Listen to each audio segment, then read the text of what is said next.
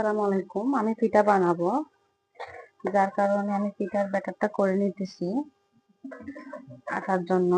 আর এই আটাটা আমি ইয়ার পিঠা বানাবো, মানে ডাইলের পিঠাটা বানাবো। তো সম্পূর্ণ ভিডিওটা দেখবেন, ভালো লাগলে অবশ্যই জানাবেন কমেন্ট করে কেমন হয়েছে। ইউটিউব থেকে দেখলেও আমার চ্যানেলটা সাবস্ক্রাইব করে দিবেন, আর ফেসবুক থেকে দেখলেও আমার পাশে থাকবেন। ভালো লাগলে লাইক কমেন্ট করে জানিয়ে দিবেন। যে যেখান থেকে দেখতেছেন কমেন্ট করে অবশ্যই জানাবেন, কারণ নেক্সট ভিডিও আপনাদের ভালো লাগলে অবশ্যই ভিডিওগুলো লাইক কমেন্ট করবেন। তো আমি ডাল বোনার জন্য প্রথমে প্যান বসাই দিয়েছি, আর প্যানে তেল দিয়ে দিতেছি। তার সাথে পেঁয়াজ কুচি দিয়ে দিব আমার যতটুকু লাগবে। যেহেতু পিঠা আমি অতিরিক্ত বানাবো না, আমি অতিরিক্ত কোনো কিছু দিব না। যতটুকু আমার পরিমাণ আমি ততটুকু দেওয়ার চেষ্টা করব। পেঁয়াজটা লাল হয়ে গেছে, এর পর্যায়ে আমি পানি দিয়ে দিলাম। এখানে রসুন বাটা দিয়ে দিব সামান্য। তারপরে দিয়ে দিব আমি এখানে হলুদ মরিচ দিয়ে দিলাম, সামান্য মরিচের গুঁড়া, লবণ, তারপরে হলুদ আমি আমার টেস্ট অনুযায়ী দিলাম। তারপর দিয়ে দিলাম এখানে কাঁচামরিচ ফালি,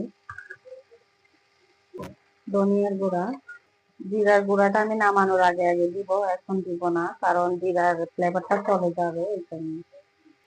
ডালগুলো দিয়ে দিলাম, ডালগুলো কষায় তারপর আমি দুধ দিব কষানোর পরে। কষানো পানিটা দিয়ে দিয়েছি। আমি ভাজা জিরার গুঁড়া দিয়ে দিলাম, আর দিয়ে দিব ধনিয়া পাতা। ভাজা জিরার গুঁড়া দিলে এটার ফ্লেভারটা ভালো আসবে, পিঠা খেতে অনেক ভালো লাগবে। আমি এখন ধনিয়া পাতা দিয়ে দিব, কারণ নামানোর সময় হয়ে গেছে। এটা আর বেশি শুকানো লাগবে না, ডালের পিঠা এটা নামালে এমনি একটু শক্ত হয়ে যাবে, ডালটা পানিটা টেনে নেবে। তো এই পর্যায়ে আমি ডালের পিঠা বানাবো। তো আপনারা কে কিভাবে বানাইছেন অবশ্যই জানাবেন। চাইলে আপনারা আরো আস্তে আস্তে রাখতে পারেন, চাইলে আবার তার চেয়ে বেশি ভেঙেও দিতে পারেন। তো আমার থেকে এরকমই ভালো লাগছে, তো আমি এই পর্যায়ে নামিয়ে নিই। তো আমি রুটি বানিয়ে এগুলা কেটে নিয়েছি, দেখতে পারতেছেন কারেন্টটা চলে গেছে। কি করবো, এখন অন্ধকার হয়ে গেছে। তো এই পর্যায়ে আমি এগুলোর ভিতরে ডাল দিয়ে দিব।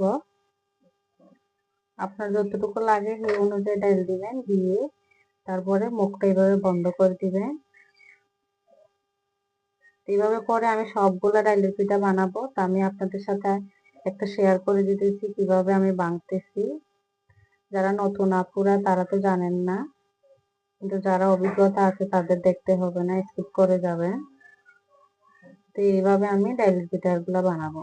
আমরা বলি এগুলাতে আমাদের দেশের ভাষা অনুযায়ী ডালের মুখ করি। কারেন্ট চলে গেছে, কিন্তু আমার পিঠাগুলাও বানানো হয়ে গেছে।